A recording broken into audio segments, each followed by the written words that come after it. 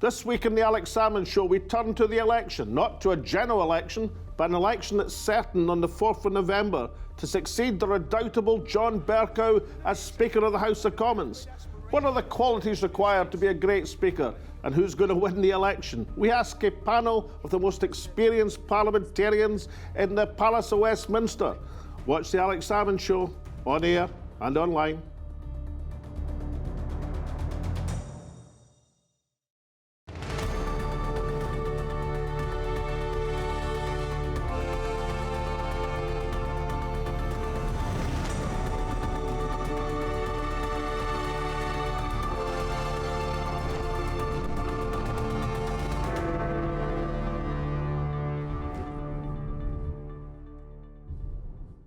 Welcome to the Alex Salmond Show, where we look at the upcoming election. Not a UK general election, which is surely looming, but the election for the next Speaker of the House of Commons. The present incumbent, John Bercow, has announced that he's standing down after a full 10 years in this ancient post, which stretches all the way back to 1377. Bercow is the 34th incumbent of the chair of the British House of Commons since the Treaty of Union with Scotland in 1707, and is one of the most famous and controversial. Speaker Bercow steps aside on November the 4th, and his successor is elected by exhaustive ballot of all MPs the same day. That means November the 5th, Guy Fawkes Day, which commemorates a plot to blow up Parliament, becomes the new Speaker's first full day in post. However, in the view of his government detractors, it is John Bercow himself who's been placing the political gunpowder under the foundations of the House of Commons, with controversial rulings which have allowed backbench and opposition MPs to seize control of the parliamentary agenda, much to the angst of successive prime ministers. Just as one of his predecessors, George Thomas, became famous for his rich Welsh accent intoning "Order, order" on the first radio broadcasting of the House of Commons back in the 1970s, so John Bercow's verbal dexterity in the chair has made him something of a televisual superstar across the world. Today we ask two of the most experienced parliamentarians in the Palace of Westminster about the Mr. and Madam Speakers they have known, and who they tip for the next incumbent of the famous chair. He likes the sound of his own voice. He likes to talk. I'm sure he's looking to his future. I believe there needs to be a personality there, because for many people outside, the Speaker is the interface between Parliament and the people who follow on television. But first, to your reactions to last week's show on Brexit's so-called Super Saturday. As we predicted, there was one final twist in the Brexit parliamentary melodrama, with Super Saturday ending in stalemate rather than triumph for Boris Johnson. This is what you had to say. First from Morag, who's worried about Scotland losing its chance to secure its European position. I hope to God we have an out, Morag says, but worried sick, we are too late. Gordon, writing, I think, from the Brexit point of view, he says, interesting to see if the people who have denied democracy already in Parliament once again say they do not trust the European Union. To have made a deal that's fair to the UK and to the EU, are they seriously going to say they do not think the deal is good, no matter what? As that says, they do not trust the EU, seizing on the point that the EU backed Boris's deal. And Scotia McNeely says, independence for Scotland, reunification of Ireland, Wales to become a country. And Sheena says, Britain will never have Ireland's best interests at heart. That's an old refrain, Sheena. England is greatly to blame. The final twist in the plot was due to what we will term Speaker Bercow's last stand in the chair. First, he opened up the debate on Super Saturday from the government's original take it or leave it motion. This allowed senior former Tory MP Oliver Letwin to put down an amendment to ensure that the Prime Minister could not avoid the parliamentary instruction of sending an extension letter to the European Union. Faced with eating his own die-in-a-ditch rhetoric, Boris Johnson sent, but did not sign, his letter to the rest of Europe and tried to force the issue back onto Monday's business. But Bercow was ready for him once again. This is how he dismissed the government's arguments. Today's circumstances are in substance the same as Saturday's circumstances. My ruling is therefore that the motion will not be debated today, as it would be repetitive and disorderly to do so. It is a necessary rule to ensure the sensible use of the House's time and proper respect for the decisions that it takes. Now, it is said that a good Commons Speaker always leans towards the opposition, particularly when the government is strong. And many speakers have been the subject of government plots to shift them from the chair before their time. For example, the highly popular Bernard Weatherall was far too much of a wet Tory for the taste of Margaret Thatcher. However, no recent speaker has been as controversial and as loquacious as John Bercow. Famously in 1642, Mr. Speaker Lentil told Charles I that he had neither eyes to see nor tongue to speak, save for the direction of the House. John Bercow has turned that tradition on its head. Here are some of the highlights which have made him the most celebrated and most outspoken speaker of modern times. Order! Order! Order. There's no need for the honourable member for Dewsbury to chunt a Hoey there from a sedentary position. Very eccentric behaviour. Mr. Angus Brendan McNeill, calm yourself. You may be a cheeky chappie, but you're also an exceptionally noisy one. Mr. Lewis, get a grip of yourself, man. Calm. Take up yoga, you'll find it beneficial, man. Mr. Shelbrooke, be quiet. You are well-intentioned and principled, but you are overexcitable and you need to contain yourself. It requires you to take some medicament, then so be it. Lie back and think of either England or Scotland and get used to it. Mr. Stewart, if you don't like it, you're perfectly entitled to your view. I couldn't give a flying flamingo what your view is. That sticker on the subject of Brexit happens to be affixed to or in the windscreen of my wife's car. Yes. And I'm sure the honourable gentleman wouldn't suggest for one moment that a wife is somehow the property or chattel of her husband.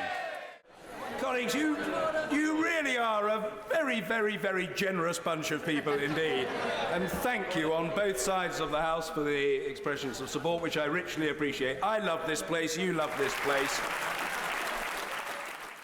Little wonder that a star turn on the international speaking circuit is said to await Mr. Bercow in his retirement. However, how does Bercow's style compare with other recent speakers? Alex asked two of the most experienced parliamentarians in Westminster, with contrasting views on Speaker Bercow, to assess his record. Now, I'm now joined by Lord Daffyd Wigley and Kate Hoey, the Labour MP for Vauxhall. Now, can I turn to you, Daffyd, first, because you go right back to Speaker Selwyn Lloyd. Oh, yes, I go back through history almost. You're a young member. He was quite a Tory grandee. Did you find him intimidating? When He was very much. Of course, he was a former cabinet minister, and he had an air about him. It was 1974. It was a very tight parliament, a balanced parliament. It only lasted for 6 months. But he was very generous, and of course he had his family roots in my home county of Gwynedd, so that gave a slight advantage.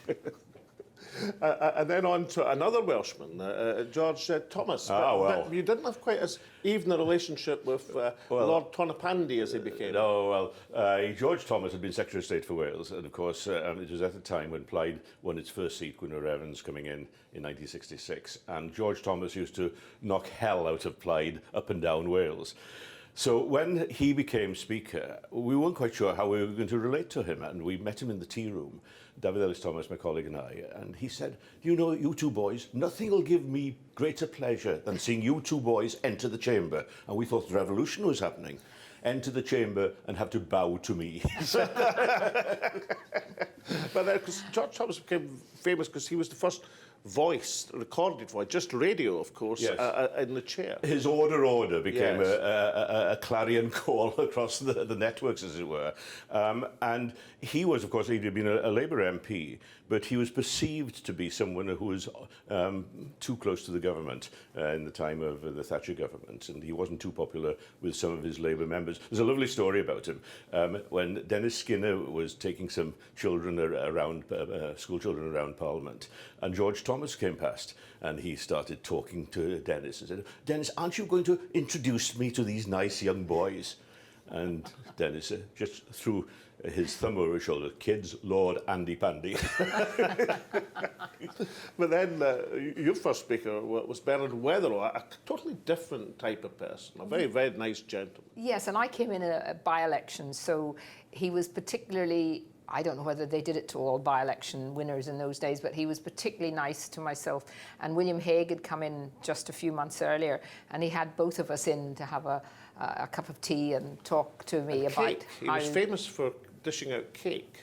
Yes, no, that I think looking back on it, yes, there was cake too. And I remember thinking, gosh, you know, because you come in as a new MP and all these, you don't know anybody really, and everybody ignores you after the first few hours, you know, and he just made it, you know, he went through some things and he was so kind really that I remember thinking, what a lovely gentleman. He looked so patriarchal, you know, and it was a very nice welcome to Parliament, which I presume speakers do it still, but I'm not so sure that it would be quite the same welcome from the current speaker. And then, of course, after Bernard Weatherall, the only lady speaker thus far, the formidable Betty Boothroyd. Yes. Did you have some arguments with her? I think Betty Boothroyd is our most wonderful speaker we've ever had, and I would have her back tomorrow. But I did, when I was a minister, there was this idea that you should never obviously announce anything in the radio in the morning until it had been announced in Parliament, and she took that very seriously. And of course, when I was sports minister, I was kind of, I suppose looking back on it, set up by the Secretary of State, who, I won't say who it was. One of your colleagues. One of my colleagues. And I had to go on radio in the morning and say something about one of the announcements we were making about, it was to do with Wembley. And this got raised by another member, and she really had, I had to sit there, and while she knew that it wasn't me, she had a real, you know, thing about Parliament needing to be told these things first. And then later that day I got a call from her office and she said to come up and see her. And I went up and saw her, and I was quite upset by it because, you know, you're publicly sort of told off by the speaker. And then she was just so lovely and said, you know, why she'd done it, and she knew it wasn't me, and she was really lovely. But Betty, I think what I liked about Betty was her style. You know, I felt she just epitomized all the really lovely things about being feminine and being a woman, and yet being in control of Parliament. And of course, there was this persistent suggestion, you know, her colourful background, she'd been a tiller girl, but she hadn't really been a tiller girl, had she? No, I don't think she had, but that was a great line for people to see. I mean, I think she enjoyed dancing, and she enjoyed all sorts of things. I mean, she was a very, very sociable speaker, and I think did a lot more, started more of the sort of entertaining and making sure that members felt the speakers, all their beautiful place that she lives in, was able to be used by people to come in, and she was very, very good at involving people too. And of course, she hosted the Queen, Her Majesty the Queen. I'm not sure whether you were at that, I was there, yes, and I was invited to that, and that was, you know, because there weren't that many people, and I felt quite privileged that I'd been invited. So this slap-up dinner with the Queen and the Speaker, so you were there as well? Yes, I was indeed. It was a fascinating dinner. Of course, Tony Blair and John Major were both there. It was very interesting to watch Tony Blair. He seemed to be a little bit shy, diffident in dealing with the Queen. And Robin Cook was around, of course. And Robin Cook, when the Queen saw Robin Cook there, she said, Robin, what's the form in the races tomorrow? And the whole thing lightened up. It was fascinating to see people relaxed with her in that way. Join us after the break, where our experienced parliamentarians take a look at John Bercow's impact after 10 years in the chair of the House of Commons. Join us then. Welcome back as Alex continues his interview with Lord David Wigley and Kate Hoey MP on who is most likely to succeed the redoubtable John Bercow as Speaker of the House of Commons. Betty Boothroyd You didn't have quite as good a relationship, perhaps, with Betty on occasion as Kate did. Well, I have a great respect for her, and she's just passed her 90th birthday. There was all-round applause in the House of Lords when that happened, and she's a colleague on the crossbench group where I sit in the House of Lords. But no, I put her in a totally invidious position. There'd been an order dealing with things relating to Wales, and Plaid hadn't been called. So I protested, and she ruled that my protest was out of order, and I said, I don't accept your ruling. The red card immediately came out, and I was expelled and suspended for a while. Are you saying that was a premeditated act of disobedience, Yes, Lord Wigley? Yes, it was. It was totally, and that's what's important. Never get sent out or have a row when you've lost your temper.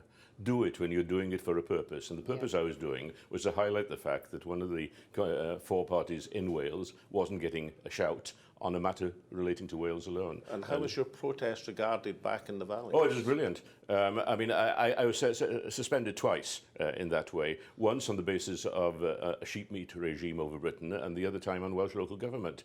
And on the sheep meat regime, I got a letter from the NFU thanking me for making the stand, you know. So that provided you're doing it and it's transparent why you're doing it, it underlines the need next time that all parties get an opportunity. But don't I recall an incident concerning the actual chair? I don't mean who's in the chair, I'm talking about the furniture.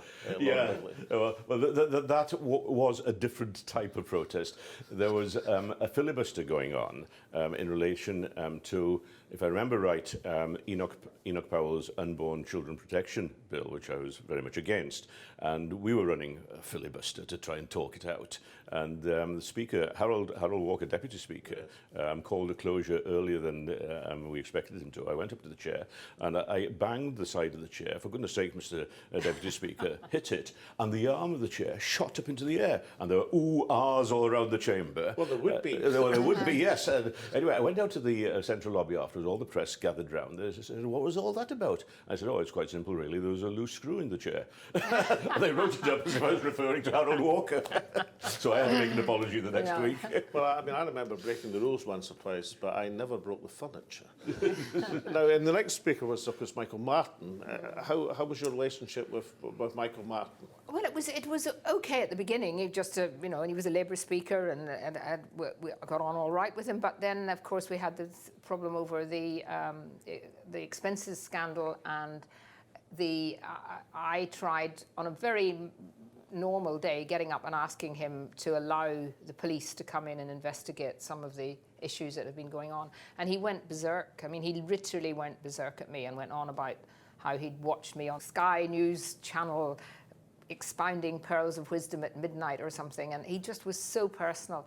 And I kind of was shocked and sat back down again and hadn't realized just how much that a lot of other people had picked it up. I went back to my office and the media were just on it, and it was the beginning of the end of Michael Martin then, because he really had proved in a way that he wasn't prepared to really look into some of the terrible things that were going on to do with the expenses scandal. Yeah, of course, it should be said that you know, Michael Martin didn't create the situation. Not, but and it had run on for a long, long time, and was a fundamentally nice man, but I think he found that whole issue very difficult. You rightly said it brought about his demise as Speaker. But that brings us on to his successor, which is John Bercow, still the Speaker of the House of Commons. Now, for some, a great parliamentary champion of backbench rights. For others, a fanatical pro-European who's pursued a bias in the chair. Now, which is it, Lord Wigley? Well, quite clearly, I would take the side of the members of Parliament against the executive. And as the executive is driving the Brexit through, I'm all in favour of a speaker that ensures that the other side has at least fair play. Now, then, he has become quite a film star in his own right. I was on holiday in continental Europe, and the people were talking about him. How is Mr. Bercow and all the rest? So he has made a name for himself. I understand that people on the other side of the argument might not quite see it in the same light. We're talking about the other side of the argument, Yeah. Kate Hoey? Well, I mean, I did say, and I said to him personally when I heard at the very beginning that he had supported Remain, I said to him, I remember quite clearly saying to him, I do expect you, and I'm sure you will be impartial. And I've been actually genuinely shocked just how much he has become part of the pro-EU group within Parliament and has done things that, and broken conventions and, you know, in order to get through or to stop things happening. But also I think his real failure with me is that he has become, he likes the sound of his own voice. He likes to talk. I'm sure he's looking to his future in terms of making huge amounts of money, going off to America and giving lecture tours. And I just think he has brought the Speaker's kind of dignity and impartiality really into disrepute. And, you know, I would say that to him if he was listening. You are. I'm saying it to him. But isn't it an argument that the rulings that John Bercow has given, very uncomfortable for the government and also not to the liking of Brexiteers, but nonetheless, in many senses, they have been upheld in the courts, in the sense that the courts have upheld the majority in Parliament.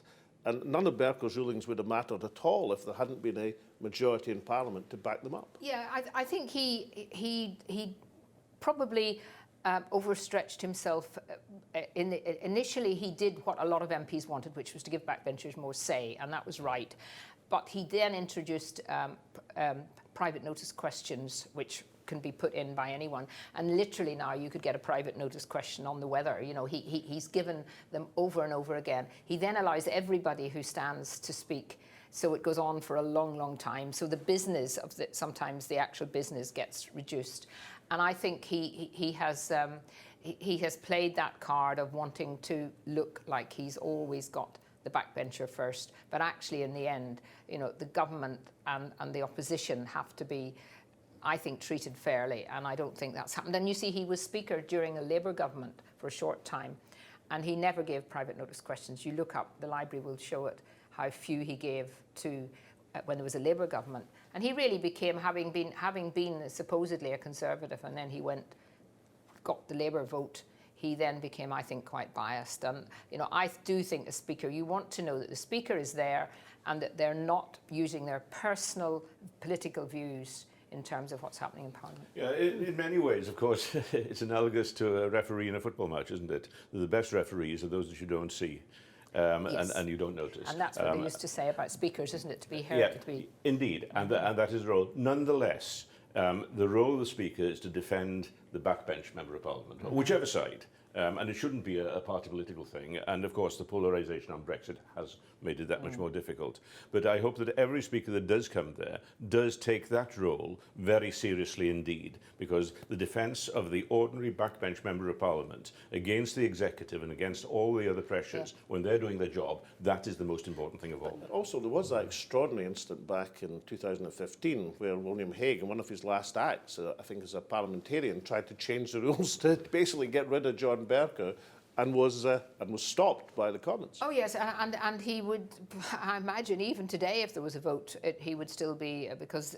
Labour are determined. Perhaps time for another woman speaker, Harriet Harman, Meg Hillier, Eleanor Lang, and Rosie Winterton. That's a fairly formidable foursome to choose from for another lady speaker.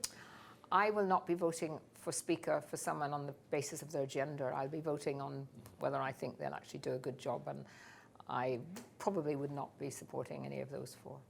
And have you been to any of the hustings which have been taking place? That's a bit of an innovation. No, there was a big one there was a big one recently which I didn't get to. But it is good for people to, and I think they even had a hustings with the press gallery, as if the press were going to choose who the Speaker is. Well, heaven forbid. Well, I thought that you're in the fortunate position of loftily regarding this election from your vantage point in the House of Lords, David. But what do you think of the quality? And do some of the male candidates have the qualities you're looking for? There's another Welshman in there. Well, yes, I wouldn't deem it fit that I pass an opinion on them. I'm not in that chamber. We have our own election of the House of Lords for Speaker. Norman Fowler is the Speaker at this point in time.